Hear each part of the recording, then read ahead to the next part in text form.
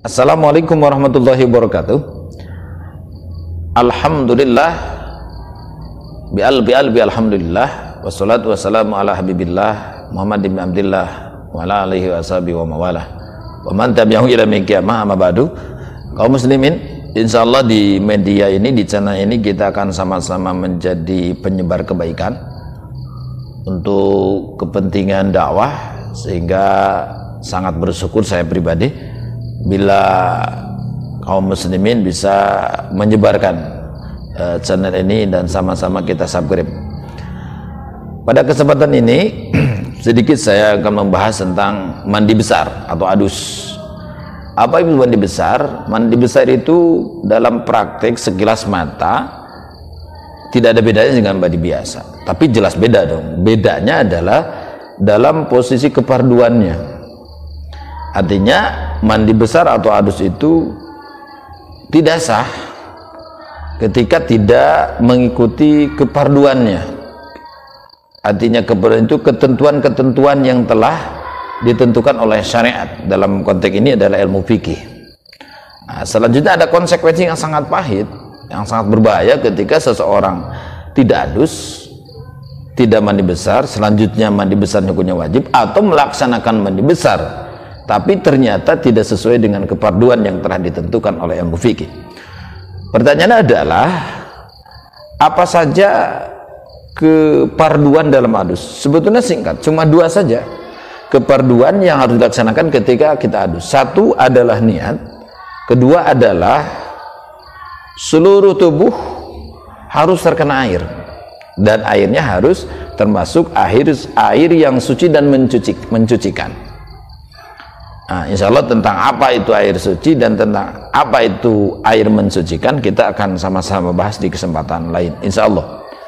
Nah, kembali lagi kepada tadi, jadi adus yang betul, adus yang benar, adus yang sah itu mengikuti dua kepaduan yang tadi, ketentuan yang tadi. Satu harus niat, kedua adalah harus seluruh badan yang termasuk dohir terkena air, dan airnya suci dan mencucikan. Apakah yang dinamakan niat adus besar? Niat itu bisa bermacam-macam. Bisa dengan niat saya adus menghilangkan hadas besar, lillahi ta'ala, selesai. Atau bisa saja dengan niat lain, contoh kita adus setelah junub, maka boleh dengan niat saya adus menghilangkan hadas junub, lillahi ta'ala. Nah, perlu dicatat, adus itu beda dengan wudhu dalam niat. Kenapa? Kalau wudhu cukup dengan niat saya wudhu, selesai. Nah, kalau adus itu harus ditambah niat saya adus untuk menghilangkan hadas junub umpama, untuk menghilangkan hadas haid umpama, atau secara garis besar boleh niat saya adus menghilangkan hadas besar, itu boleh. Artinya tidak sah adus itu kalau niatnya cuma niat saya adus, tidak sah itu menurut pendapat mazhab Imam Syafi'i. Nah, selanjutnya perlu diketahui bahwa yang dinamakan niat yang tadi itu harus diposisikan pertama air kena badan kita. Di mana saja kena air terhadap badan kita, awalnya itulah awal adus atau awal mandi besar. Sehingga perlu diperhatikan, sebaiknya untuk menghemat air, letakkanlah niat itu berbarengan pertama air kena daripada badan. Nah, kalau ternyata terlewat, ya sah saja, dengan catatan yang dibasuhi air, yang terkena air sebelum niat, maka itu belum dikena adus, belum kena hukum adus, sehingga harus kembali dibasuh oleh air.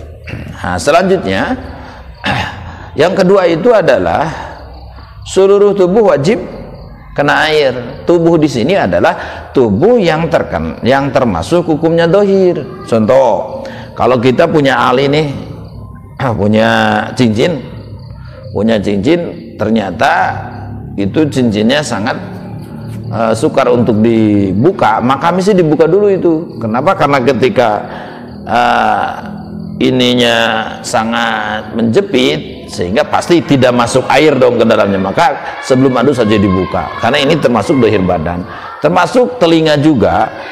Lubang telinga yang kelihatan sama orang yang ada di pinggir kita itu dohir badan, termasuk liang daripada hidung kita yang kelihatan oleh orang yang ada di depan kita itu termasuk dohir badan. Dia harus tersaluri air, tapi jangan berlebihan, bisa makruh juga. Nah, termasuk dua tempat sentral, yaitu alat kelamin masing-masing laki atau perempuan, termasuk dubur kita, wajib terkena air dan wajib didohirkan yang termasuk dohir badan. Nah, maksud dohirkan tersebut tempat yang biasanya tertutup ketika sebelum keluar air, maka dibukakan saja sambil dimasukin air. Termasuk di belakang di dubur kita, tempat yang biasanya terbuka ketika kita cebok, maka wajib terkena air karena itu termasuk dohirnya badan. Cukup sekian dan demikian. Wassalamualaikum warahmatullahi wabarakatuh.